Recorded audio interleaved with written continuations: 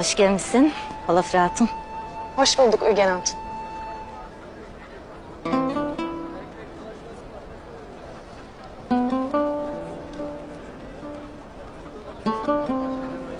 Orhan Bey'in de nedense göz yattı da vallahi.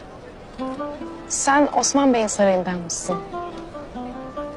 He ya, öyleydi. Ama şimdi Saadet Hatun'un yanındayız.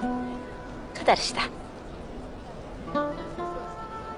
O zaman Orhan'ın çocukluğunu da biliyorsun. Bilmem mi? Ay, bir yaramaz çocuktu. Aman hiç sorma. Bu Alaaddin'le talim edeceğiz diye böyle tepişip dururlardı. Kocaman oldular.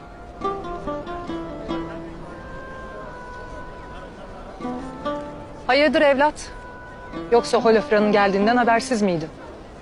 Yok. Bilmezdim. Bilmezdin tabii ya. Bilmezdin elbet. Ama göresin.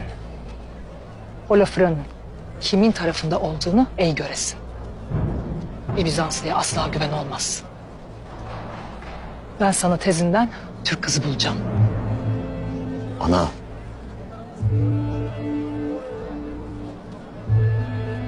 İndi de Malhan Hatun Orhan Bey'e kız bakarmış.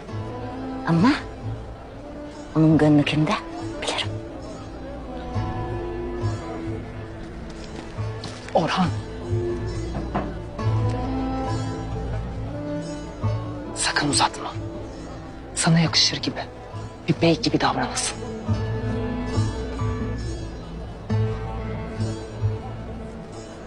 Müşterilerle ilgilenmem lazım müsaadenle.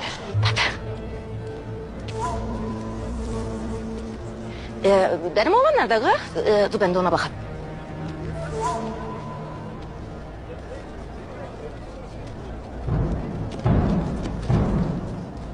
Ana, ağabeyimin üstüne çok gidersin.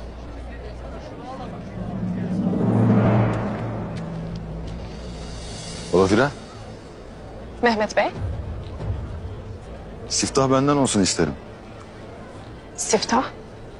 İlk alıcı benim derim. İlk karşılaşmamızın özrü olarak. Unutmadığınıza sevindim. Oldukça kötü bir karşılaşmaydı.